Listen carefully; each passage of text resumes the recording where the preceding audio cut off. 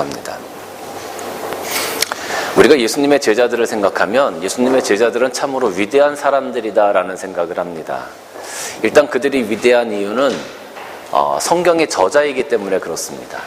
이 성경을 기록할 정도의 사람이라면 굉장한 위인이다. 우리 기독교 안에서 굉장히 큰 인물이고 굉장히 위대한 사람이다라는 걸 인정하지 않을 수가 없는 것이죠. 또 제자들이 위대했던 이유는 예수님과 동고동락하며 예수님을 직접 경험했던 사람들이기 때문에 그렇습니다. 육신으로 이 땅에 오신 그 예수님의 모습을 바로 바라보면서 옆에서 함께 3년이라는 시간을 보냈다. 이것은 얼마나 대단한 일입니까? 정말로 우리가 생각할 때는 굉장히 위대한 일이라고 할 수 있습니다. 그런데 우리가 생각할 때 이렇게 위대한 제자들의 모습이기도 하고 또 예수님과 동고동락하면서 기적도 경험하고 기적도 행했던 사람들. 그런데 예수님께서 이 제자들을 바라보실 때 항상 예수님의 마음에 흡족했을까를 한번 생각해 봤어요. 예수님께서 제자들을 바라보실 때 항상 그 제자들의 모습이 예수님 마음에 흡족했을까? 우리가 지금 제자들을 생각할 때는 굉장히 위대한 사람들이고 대단한 사람들이고 믿음의 장부들이고 기적도 행하고 예수님과 함께했던 사람들. 그런데 예수님께서 당시에 그들을 바라보실 때 예수님의 마음이 흡족했을까? 근데 꼭 그렇지는 않았던 것 같아요. 제자들은요, 예수님의 가르침 그리고 예수님과 함께 동고동락하면서도 여전히 세속적인 생각을 가지고 있었고 여전히 세상적인 삶을 가지고 있었고 완벽하게 변화되지 못한 삶을 살아갔던 사람들이 바로 제자들이었다라는 거죠. 마가복음 9장 말씀을 보면 이렇게 기록이 되어져 있습니다. 가버나움에 이르러 집에 계실새 제자들에게 물으시되 너희가 길에서 서로 토론한 것이 무엇이냐. 거기까지 올 때 제자들이 서로 막 토론한 거예요. 자기들끼리. 그들이 잠잠하니 이는 길에서 서로 누가 크냐 하고 쟁론하였다. 누가 더 크냐, 누가 더 높으냐, 누가 더 예수님과 친하냐, 이런 것을 가지고 계속 제자들끼리 싸웠던 거예요. 그러니까 사람은 누구나 높아지고 싶은 마음이 다 있지 않습니까? 사람은 누구나 더 많이 소유하고 싶은 마음이 있지 않습니까? 예수님이 저기 계시다면 내가 예수님 앞에 조금 더 가까이 가고 싶어 하는 그런 마음이 당연히 있을 겁니다. 제자들도 똑같았다라는 거죠. 그러니까 예수님과 누가 더 가까우냐, 누가 더 친하냐, 예수님과 나는 혈육이다, 나는 형제다, 뭐 이런 것 가지고 계속 제자들 간에 다툼이 있었던 거예요. 우리도 일반적으로 보면 사람들의 이름들이 쭉 나열될 때 먼저 누구 이름이 앞에 오느냐에 따라서 어떤 서열이 정해지는 것을 우리는 보통 경험합니다. 그렇죠? 중요한 사람 이름이 먼저 앞에 오죠. 어떻게 보면 실세의 이름이 더 앞에 오기 마련입니다. 근데 많은 사람들이 자기 이름이 앞에 오기를 원해요. 그렇게 앞에 써지기를 바래요. 근데 실질적으로 예수님 앞에서는 그런 부분들이 큰 의미가 없었던 거죠. 우리 교회는 이름을 쓸 때 우리가 비전 쉐어 때 얘기했지만 어떤 순으로 쓴다? 실세 순으로 쓴다? 아니요, 우리는 그냥 가나다로 씁니다. 제가 늘 그렇게 드리는 거예요. 누구나 높아지고 싶고 누구나 앞에 서고 싶어 합니다. 그것이 우리들 마음 가운데 그런 욕망이 있어요. 제자들도 마찬가지였습니다. 예수님이 제자들을 바라볼 때 이런 제자들의 모습을 바라볼 때 예수님의 마음이 흡족했을까요? 좀 한심하셨을 것 같아요. 매일 가르쳐줘도 안 되는 게 바로 이런 부분들이었어요. 예수께서 앉은 12제자를 불러 이르시되 누구든지 첫째가 되고자 하면 무사람의 끝이 되고 무사람을 섬기는 자가 되어야 된다. 섬기는 자가, 겸손한 자가 높은 자다. 이런 교훈을 계속 예수님께서 말씀해 주신 거죠. 그런데 예수님께서 이렇게 계속 교훈을 하시잖아요. 비유로 말씀하시잖아요. 정말 아마 수십 가지, 수백 가지의 말씀을 하셨을 것 같아요. 그런데 제자들은요, 그런 예수님의 비유나 교훈을 제대로 알아들을 만큼 지혜롭지도 못했어요. 여기 누가복음 8장 보면 씨 뿌리는 자가 그 씨를 뿌리러 나가서 뿌릴새 더러는 길가에 떨어지고 밟히고 공중에 새들이 와서 먹어버렸고 더러는 바위 위에 떨어졌고 싹이 나다가 습기가 없어 말랐고 더러는 가시떨기 속에 떨어짐에 가시가 함께 자라서 기운을 막았고 더러는 좋은 땅에 떨어짐에 나서 100배의 결실을 맺었다. 이 말씀을 하시고 외치시되 들을 끼는 자는 들을지어다, 이렇게 말씀하셨어요. 제자들이 알아들었을까요? 9절 말씀 보니까 제자들이 그것을 못 알아들었어요. 들을 귀 있는 자들은 다 들어라라고 말씀하셨는데 제자들이 그 말 귀를 못 알아들은 거예요. 그러니까 9절에 제자들이 이 비유의 뜻을 물으니 이렇게 되어져 있는 거죠. 예수님께서 말씀하시고 교훈을 주셨음에도 불구하고 제자들이 알아듣지를 못한 거예요. 왜냐하면 제자들은 무식한 사람들이었거든요. 그냥 평생 고기만 잡아왔던 어부들이었어요. 어떤 교양의 수준이 높거나 교육의 수준이 높지를 못했다라는 거예요. 그러니까 예수님께서 말씀하실 때 그거를 다 알아들을 만큼 그들이 학식이 있거나 이해력이 있거나 지혜가 있지 않은 사람들이었어요. 그러니까 예수님이 제자들과 다니시면서 제자들을 양육하시고 교육하셨지만 예수님이 얼마나 답답하셨을까. 말을 해줘도 말귀를 못 알아듣는 거예요. 제가 우리 아이들한테 말씀을 전할 때 우리 아이들이 한국말을 잘 못하는 그런 친구들도 있어요. 그러다 보니까 제가 말씀을 전할 때도 그 말이 무슨 말인지를 잘 못 알아들어요.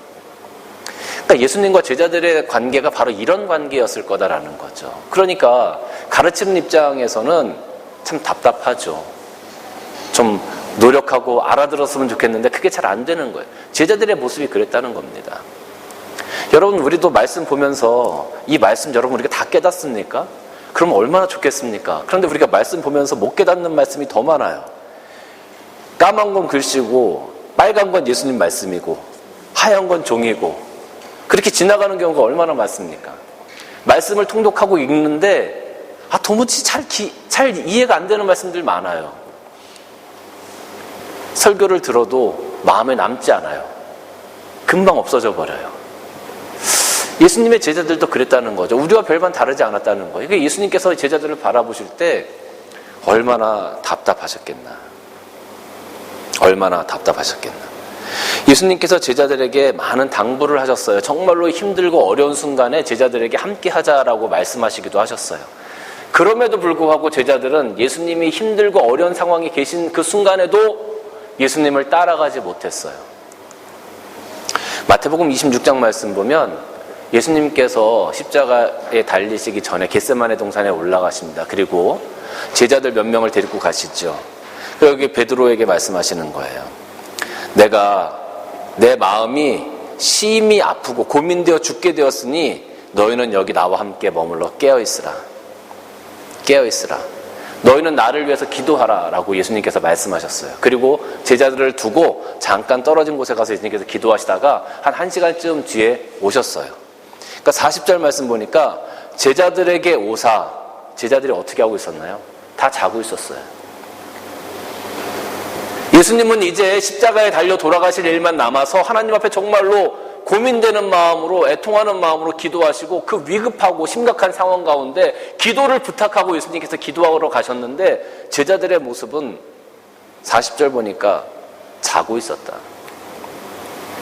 예수님과 전혀 공감대를 이룰 수가 없는 사람들이었죠. 그러니까 예수님께서 오셔가지고 답답하시니까 이렇게 말씀하시는 거예요. 너희가 나와 함께 1시간도 이렇게 깨어있을 수가 없느냐? 1시간조차도 나를 위해서 기도할 수 없느냐? 라고 예수님께서 반문하시는 거예요. 시험에 들지 않게 기도하라. 마음은 원이로되 육신이 약하다.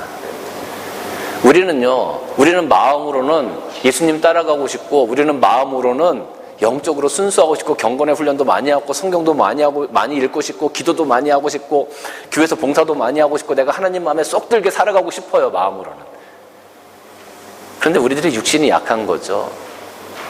아마 베드로도 어쩌면 예수님의 제자들도 어쩌면 예수님과 같이 기도하고 싶었을 겁니다. 그런데 그 육신의 연약함 때문에 그걸 감당할 수가 없었던 거예요. 오늘날 우리가 예수님 앞에서 정말로 하나님 앞에서 최선의 삶을 살아가고 싶은데 믿음으로 정직한 삶을 살아가고 싶고 내가 이 땅에 빛과 소금 된 삶을 살아가고 싶은데 우리의 삶이 우리를 그렇게 놔두지 않죠. 육신의 연약함이 우리를 그렇게 놔두지 않죠. 내 욕심이 우리를 그렇게 놔두지 않죠. 나 하고 싶은데 그렇게 못해. 나 하고 싶은데 그걸 다 감당할 수가 없어. 왜? 내 육신의 삶 때문에 그런 거야. 그 육신의 삶을 따라가느라고 내가 그렇게 할 수가 없다라는 거예요. 그게 육신의 연약함이라는 거예요. 예수님께서 십자가에 달려 돌아가시기 전에 나를 위해서 기도해라 라고 예수님께서 제자들에게 부탁하셨음에도 불구하고 그 심각한 상황 속에서도 제자들은 그것을 알지 못했어요. 깨닫지 못했어요. 그리고 육신 때문에, 연약한 육신에게 져버렸어요. 두 번째 나아가 기도하고 예수님께서 간절히 기도하시고 다시 왔어요. 다시 왔는데 제자들이 여전히 자고 있었죠. 예수님께서 이런 모습을 보고 얼마나 답답해 하셨을까. 세 번째 다시 기도하러 가셨어요. 제자들에게 부탁하시고. 세 번이나 와서, 야, 얘들아, 나를 위해서 좀 기도해줘. 내가 정말로 심각하고 어려운 고민이 있단다. 세 번이나 와서 제자들에게 말씀하셨어요. 근데 45절 말씀 보니까 마지막까지 오셔서 이에 제자들에게 오사 이르시되 이제는 자고 쉬어라. 보라, 때가 가까이 왔으니 인자가 죄인의 손에 팔리게 되었다. 예수님의 절체절명의 순간에도 제자들은 예수님의 마음에 공감하지 못했다는 거예요. 참 이런 거 보면 예수님은 굉장히 외로운 사역을 하셨다라는 생각이 들어요. 12명의 제자를 뽑아서 3년 동안 그들을 교육시키시고 양육하고 하나님의 나라에 대해서 가르치시고 이 땅에서 너희들의 사명이 무엇인지 말씀해 주시고 기적을 보여주시고 함께 경험했고 그랬음에도 불구하고 마지막 예수님이 가시는 그 길 가운데 함께 할 수 있는 제자들이 하나도 없었다는 거예요. 마지막에 예수님을 위해서 기도할 수 있는, 함께 기도할 수 있는 제자가 하나도 없었다는 거예요. 예수님께서 얼마나 외로우셨겠는가. 단 한 사람도.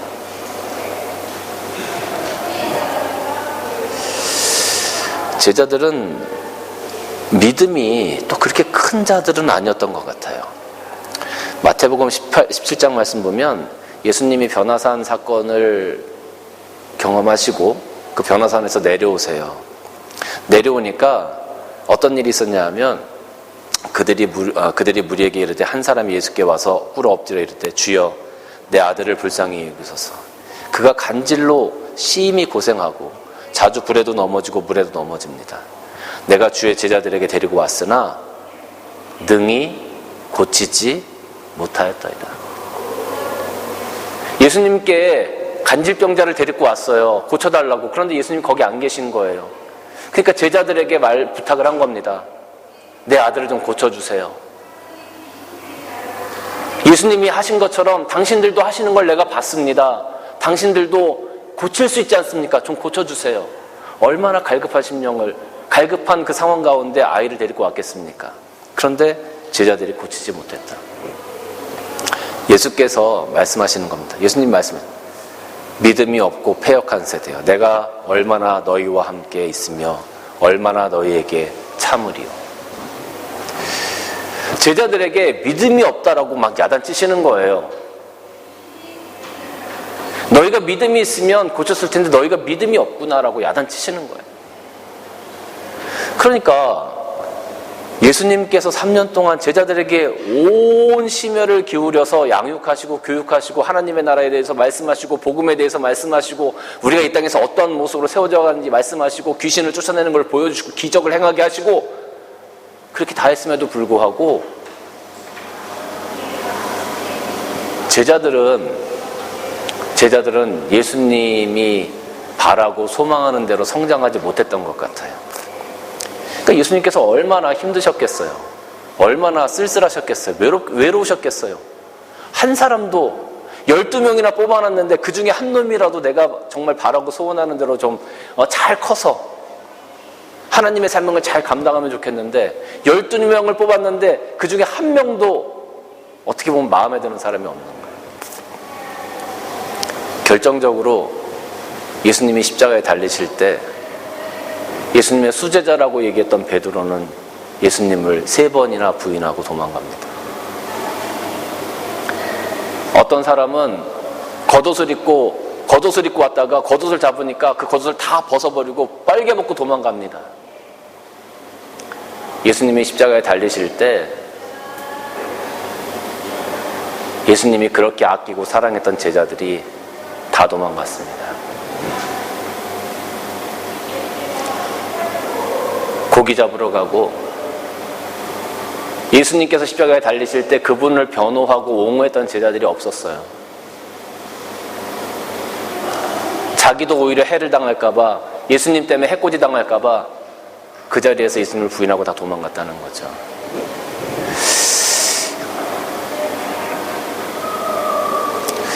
예수님이 십자가에 달리셔서 예수님을 십자가에 못 박는 병사들과 사람들을 향해서 아버지여 저들의 죄를 용서하옵소서. 저들은 자기들이 하는 것을 알지 못합니다. 그 예수님의 말씀이 과연 그 자기를 십자가에 못 박는 병사들과 이스라엘 백성들, 그 예수님을 향하여 소리 질렀던, 핍박했던 그 이스라엘 백성들을 향하여 하신 말씀이었을까? 그 말씀 가운데는 예수님을 버리고 도망갔던, 믿음을 버리고 도망갔던, 어쩌면 그 제자들을 향한 그런 어떤 안타까운 외침이 아니었을까 라는 그런 생각을 한번 해봅니다. 예전에 일본의 기독교가 증거되어졌을 때 그 일본의 봉건주의 사회에서는 기독교를 받아들이기가 어려웠습니다. 그래서 일본에서는 나중에 그 기독교인들을 다 잡아 죽이는데 십자가를 세워놓고 앞에 예수님의 그림을, 초상화를 내려놓고 이걸 밟고 지나가면 살려주고 이거를 거부하면 너희들 다 십자가에 달려 죽게 하겠다. 그때 일본에서 1000여 명의 사람들이 예수 그리스도의 그 초상화를 밟지 않고 다 순교했습니다. 굉장한 일본 기독교사의 큰 일이었는데요. 그럼에도 불구하고 아직도 일본에서는 기독교가 약 2%도 되지 않는다는 것은 참으로 놀라운 일입니다. 얼마나 많은 순교자들이 나왔는지 몰라요, 일본에서. 여러분, 그런 거예요. 예수님께서 십자가에 달리실 때 제자들이 예수님을 부인하고 도망갔잖아요. 예수님의 초상화가 앞에 있어요. 나 이거 밟고 그냥 살러 갈 거야. 나 이거 밟고 갈 거야. 예수님의 초상화? 이게 나한테 무슨 의미가 있어? 난 그냥 밟고 갈 거야. 난 십자가에 달리기 싫어. 그게 제자들의 모습이었다라는 거죠. 다 도망갔습니다. 오늘날 우리가 이 땅에서 살아가면서 그리스도인으로 내가 밖에 나가서 세상 가운데 내가 그리스도인입니다라고 이야기하고 당당하게 살아갈 수 있는 사람들이 과연 얼마나 되겠습니까? 그리스도인이라고 하면 요즘에 많은 사람들이 욕을 하는 경우도 많이 있어요. 워낙 교회들이 잘못한 일들이 많아서 욕을 먹는 경우도 있습니다. 그럼에도 불구하고 나는 그리스도인입니다라고 얘기할 수 있는 것, 그럼에도 불구하고 나는 기꺼이 내가 저 십자가에 달리겠습니다라고 이야기할 수 있는 사람이 오늘날 과연 얼마나 되겠느냐는. 대부분의 사람은 아마 그리스도 예수님의 그 초상화를 밟고 지나갈 겁니다. 아무렇지도 않게.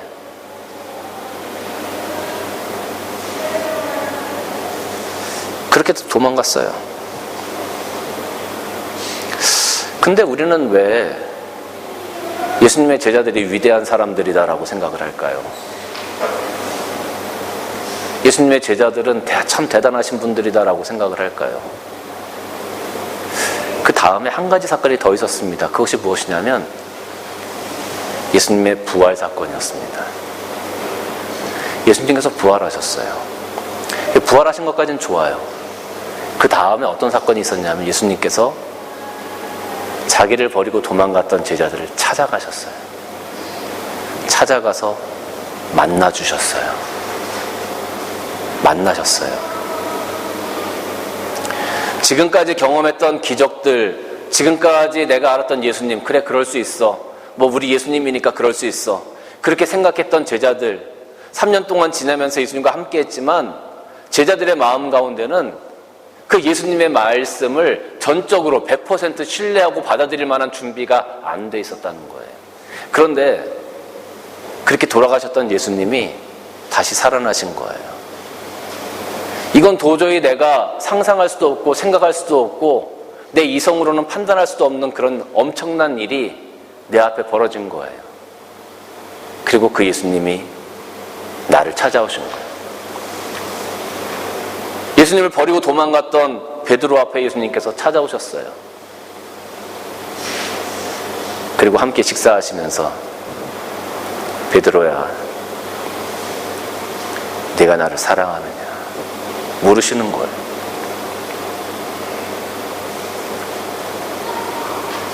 아마 베드로는 쥐구멍이라도 있었으면 들어가고 싶은 그런 심정이었을 겁니다. 너무 부끄럽고 너무 창피하고. 그런데 그 예수님이 나에게 찾아오셔서 베드로야, 내가 나를 사랑하느냐. 베드로가 예수님, 제가 예수님 사랑합니다라고 고백할 때 아마 베드로는 펑펑 울었을 것 같아요. 자기의 잘못과 자기의 어리석음과 예수님에 대한 미안함과 또 그 사랑과 이 모든 감정들이 아마 엉켜서 성경에는 기록되어져 있지 않지만 아마 펑펑 울었을 것 같아요. 내가 뭔데 나 같은 사람에게 예수님 찾아오셔서 내가 나를 사랑하느냐고 물으십니까? 그 부활하신 예수님께서 베드로를 찾아오셔서 만나셨을 때, 또 제자들을 찾아가서 만나셨을 때 제자들에게는 아마 그것이 큰 충격이었을 겁니다. 그리고 너무 부끄러웠을 겁니다. 너무 창피했을 것 같아요. 그 예수님이 찾아오셔서 자기들을 품어주시고 자기들에게 다시 한번 사명을 부탁하실 때 그들은 비로소 예수님을 인격적으로 만나게 된 겁니다. 지금까지는 예수님, 그렇지, 내 스승 예수님. 그런데 부활하신 그 예수님이 자기들을 찾아오셨을 때 비로소 나의 모든 것을 다 내려놓고 내가 이제는 예수님을 위해서 살아가겠노라고 결단하게 되어지는 예수님과의 인격적인 만남을 갖게 되는 겁니다. 예수님이 어떤 분인지 비로소 알게 된 겁니다. 그 부활 사건을 통해서.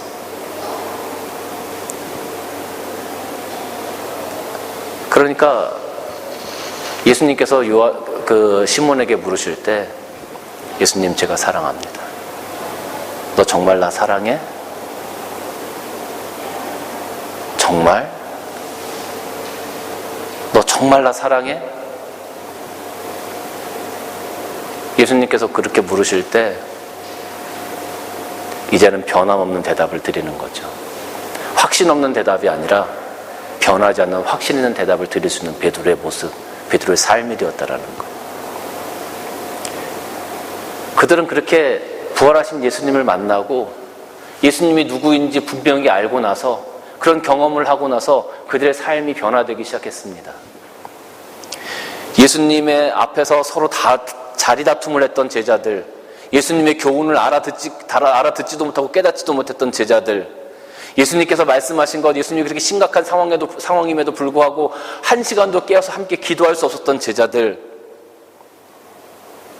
예수님이 십자가에 달리실 때 다 도망갔던 제자들, 그 제자들이 부활하신 예수님을 경험하고 나서 그 예수님을 만나고 나서 회개하고 자신의 부끄러움, 자신의 부족한 거 다 내려놓고 이젠 내가 예수님을 위해 살겠노라고 헌신하고 결단하고 세워진 겁니다. 그 이후로는요, 제자들이 다 순교했잖아요. 다 목숨을 걸고 주의 일을 위해서 살아갔잖아요.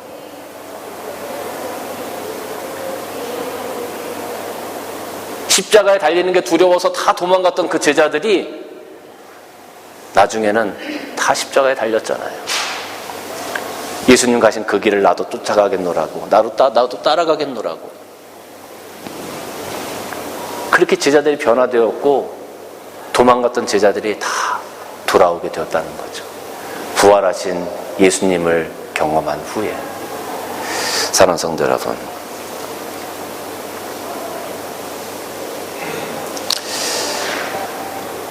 하나님께서 우리 삶 가운데 하나님께서 우리 삶 가운데 내가 할 수 없는 일들을 하게 하시고, 내가 불가능하다고 생각했던 일들을 가능케 하시고, 내가 안 되는 일을 되게 하시는 그 하나님의 능력이 여러분 삶 가운데 항상 있습니다.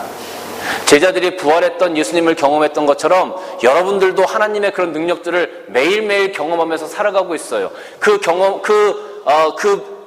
기적을 경험한 후에 제자들은 변화되었고 돌아왔습니다. 우리는 매일매일 삶 가운데 하나님의 그런 경험을, 하나님의 그런 기적을 경험하고 살아가고 있는데, 그리고 부활하신 예수님의 그 기적도 내 마음 가운데 경험하고 살아가고 있는데, 우리들은 제자들처럼 하나님 앞에 돌아올 준비가 조금 덜 된 것 같은 생각이 들어요. 그래서 제자들은 위대한 사람이 되었지만 우리는 위대한 삶을 살아가지 못하고 있는 이유가 바로 거기 있는 겁니다. 제자들은 결단하고 하나님 앞에서 위대한 삶을 살아갔습니다. 이제 우리가 결단할 차례입니다. 내 삶은 아무것도 아닌 것 같고, 나는 가진 것도 없고, 나는 부족한 것 같아. 맞아요. 우리는 그렇습니다. 예수님의 제자들도 그랬습니다. 예수님의 제자들도 우리와 별반 다르지 않았어요. 똑같았어요.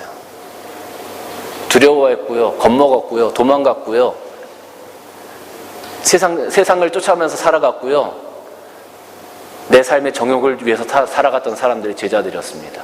그런데 그들은 변화되었습니다. 그래서 위대한 제자들이 됐어요.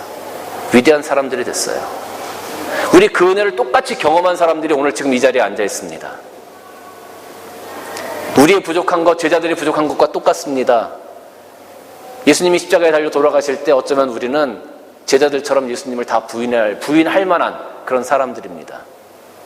그리고 예수님의 부활을 우리 경험했습니다. 그리고 삶 가운데 하나님께서 우리를 위해서 행하신 많은 기적들을 경험했습니다.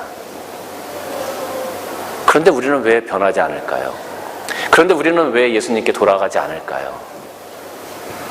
제자들이 돌아와서 이렇게 위대한 신앙의 인물이 되었던 것처럼 우리도 이제는 돌아가야 되지 않겠습니까?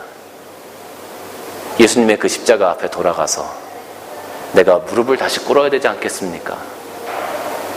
예수님이 나를 찾아오셨는데, 아까 베드로에게 찾아가셨을 때 베드로의 심정이 정말로 쥐구멍이라도 있으면 내가 숨고 싶은 그런 심정이었을 거다라고 말씀드렸어요. 그 예수님이 우리를 찾아오셔서 내가 나를 사랑하느냐라고 물으실 때에 우리도 그런 심정을, 그런 마음을 품어야 되지 않겠습니까? 그리고 베드로처럼 고백해야 되지 않겠습니까? 그럼에도 불구하고 아직도 우리는 예수님 앞에서, 예수님이 우리를 찾아오셨는데 부끄러움을 몰라, 창피한 줄을 몰라, 그리고 여전히 자기가 잘했다고 생각해요.